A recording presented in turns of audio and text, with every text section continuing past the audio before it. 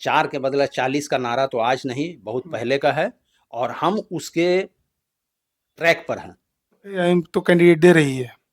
जी हाँ, AIMIM candidate दे रही है। कैंडिडेट दे रही है फुलवारी विधानसभा से।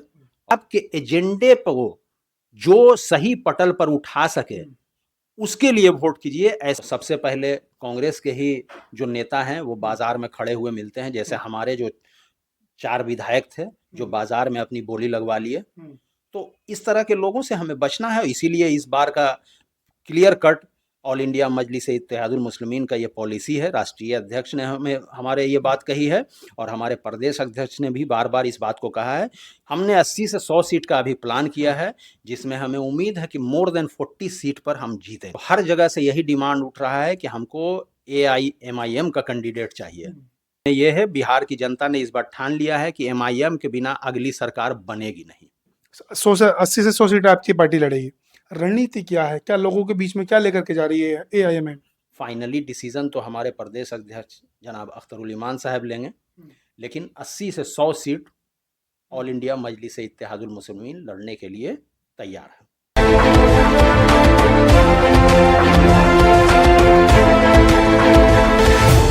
आदाब, नमस्कार। आप देख रहे हैं जनसोच। हम लोग बिहार के अंदर और बिहार का विधानसभा इलेक्शन कवर कर रहे हैं और जानने की कोशिश करते हैं कि बिहार में इस बार क्या होने वाला है, जनता किसको अपना मुख्यमंत्री देखना चाहती है, विधायक किसको चुनेगी।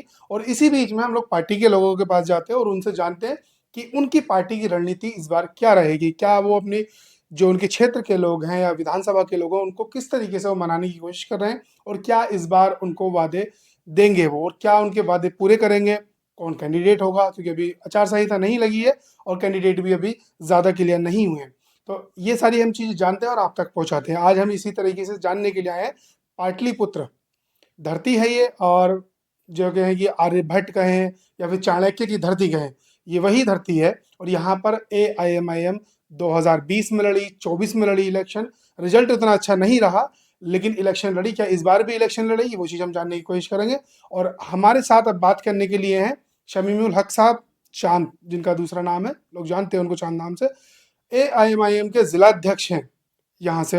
हम उनसे जानने की कोशिश करेंगे कि या इस बार एआईएमआईएम किस तरीके से अपने चुनाव में आने वाली है और क्या उसका इस बार रिजल्ट रहेगा, जानने की कोशिश करेंगे। बहुत बहुत स्वागत है सर आपका। शुक्रिया।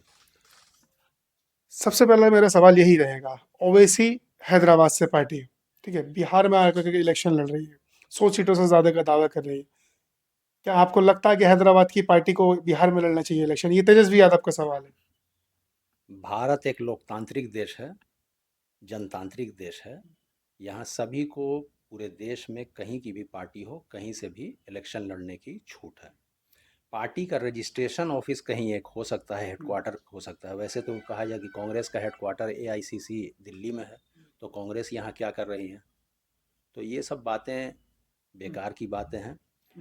इसी देश की जो पार्टी है वो देश के किसी कोने में जा कर के चुनाव लड़ सकती है।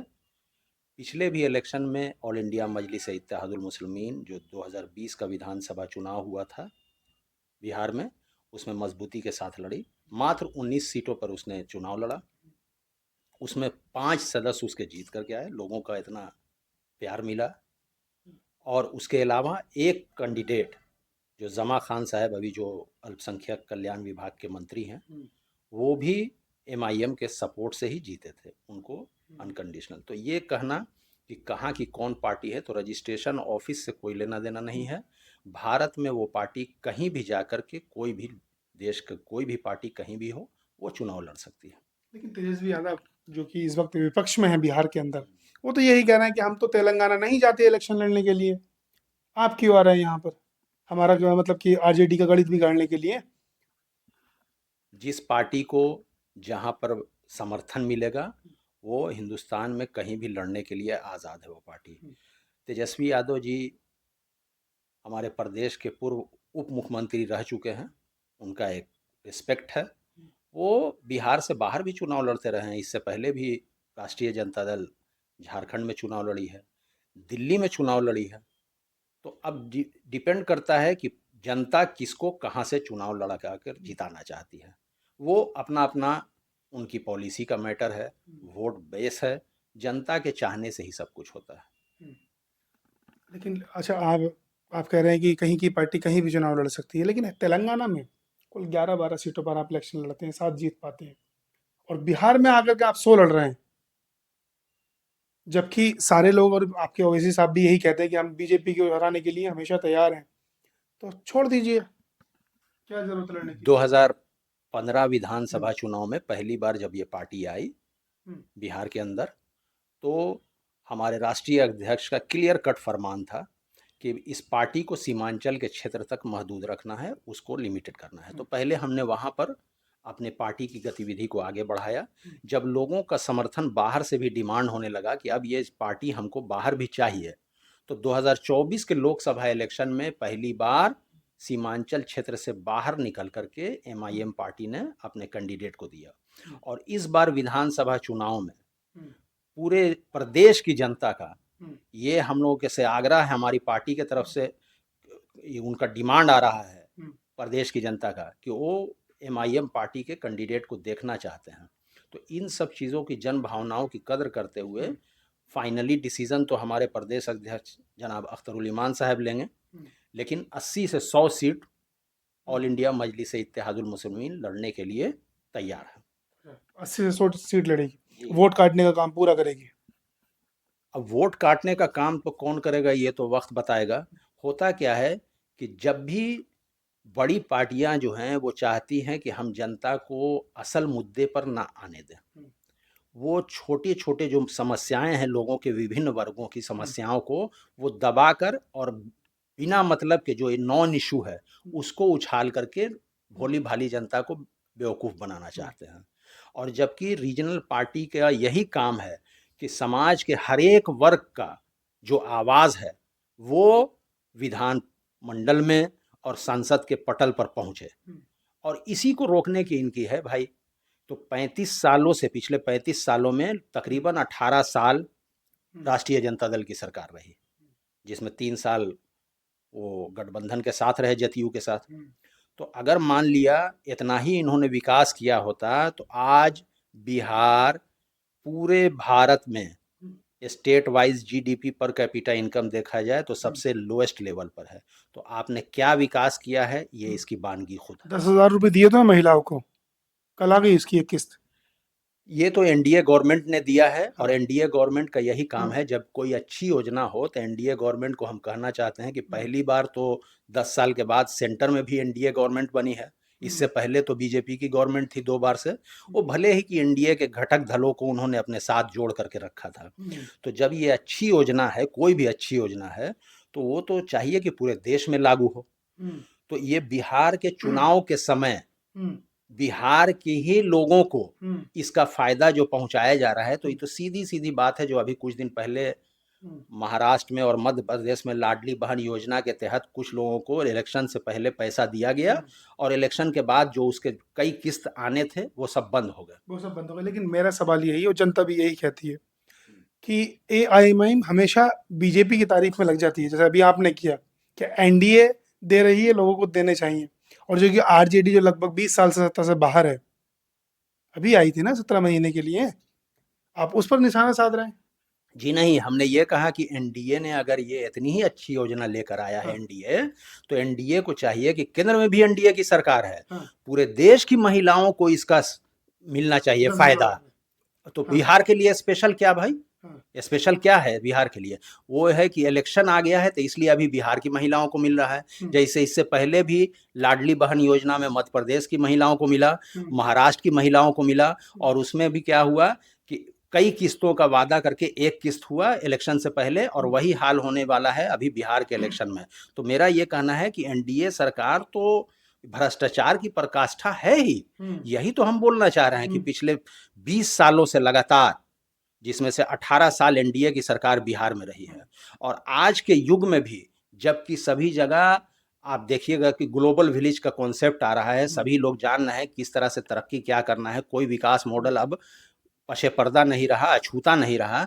तब भी जो है यहाँ की एनडीए सरकार रह करके जब यहाँ के पलायन को नहीं रोक पाया, यहाँ की जो शिक्षा व्यवस्था है उसको दुरुस्त नहीं कर पाए, और आज भी जीडीपी पर कैपिटा इनकम जो है वो यहाँ सबसे कम है भारत में। हम्म, आज भी जब 25 साल पहले से जो बीमारू राज्य में हम थे तो आज भी वही हैं। अच्छा, आप भ्रष्टाचार को इसका आरोपी बना रहे हैं बीजेपी वालों को, जो एनडीए में है, भ्रष्टाचारी ज्यादा है, यही कहना चाह रहे हैं ना आप? बेशक यहाँ अफसरशाही हावी है, कोई भी काम जो होता है उसमें भ्रष्टाचार अपने चरम सीमा पर है। आज के ही आप पेपर में आपकी देखिए। पार्टी में आए हैं बच्चा राय?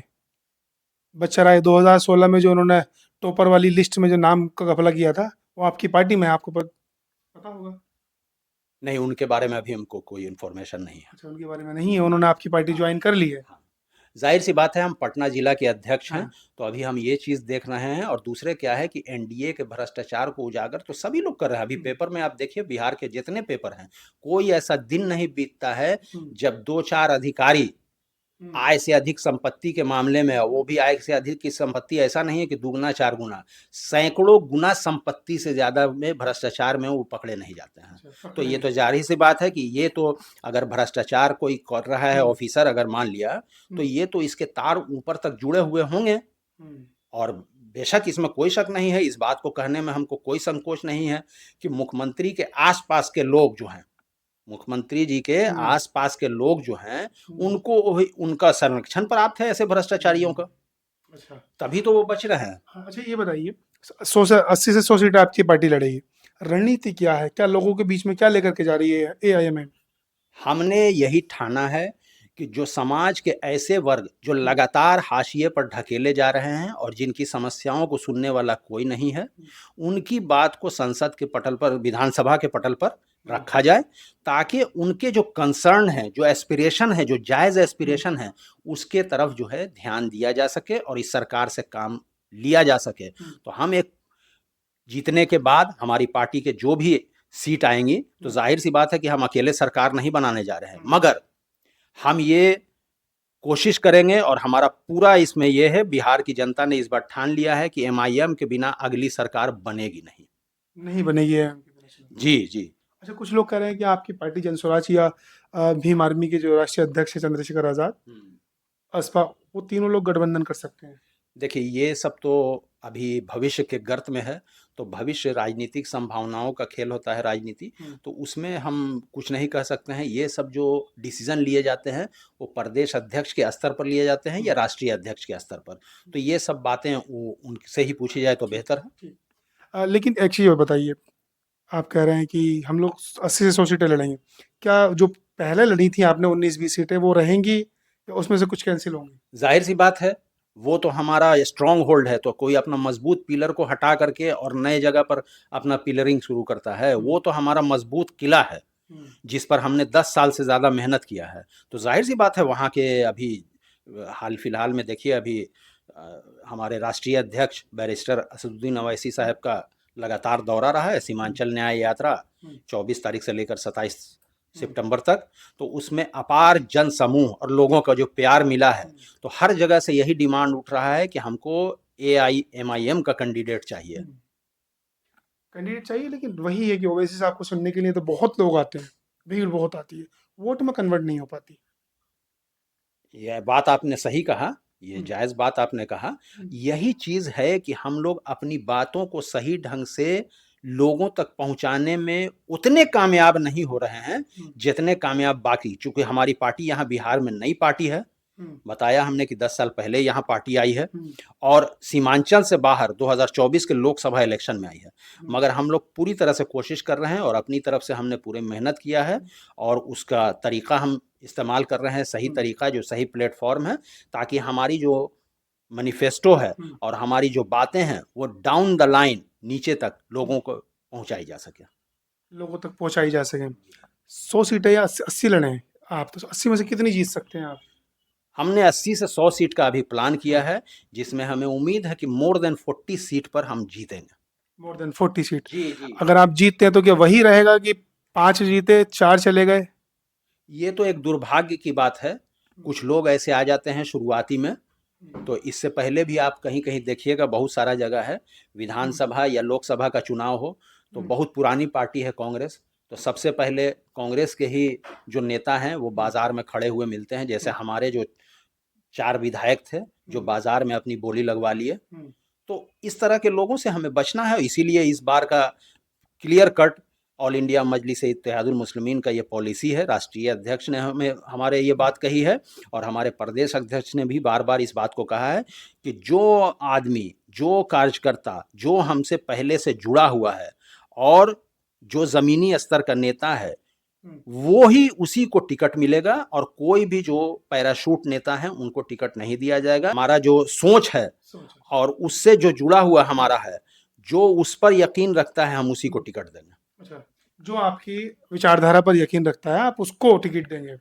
अच्छा, जैसे आपकी पार्टी 2020 में विधानसभा फुलवारी शरीफ लड़ी थी, जी ठीक है, क्या इस बार भी कैंडिडेट दिया जाएगा? जी हाँ, जी हाँ। फुलवारी विधानसभा चुनाव में हाँ, हम लोग कैंडिडेट दे रहे हैं यहाँ, और सिर्फ जनाब अख्तरुल ईमान साहब ने जो अपना कोरम था वो पूरा कर लिया।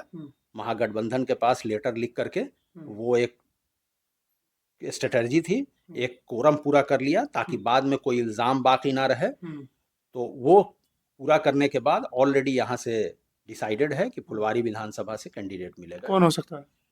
इसमें अभी जो हमारे प्रदेश अध्यक्ष ने जो फाइनलाइज किया है, वो श्री सुनील कांत आनंद जी का नाम फाइनल हुआ है और उनको कहा गया है कि आप विधानसभा में जाकर मेहनत कीजिए और फाइनल टिकट तो प्रदेश अध्यक्ष जी की अनुशंसा पर राष्ट्रीय अध्यक्ष जी की तरफ से मिलेगा। अच्छा, फिलहाल रेस में हैं वो?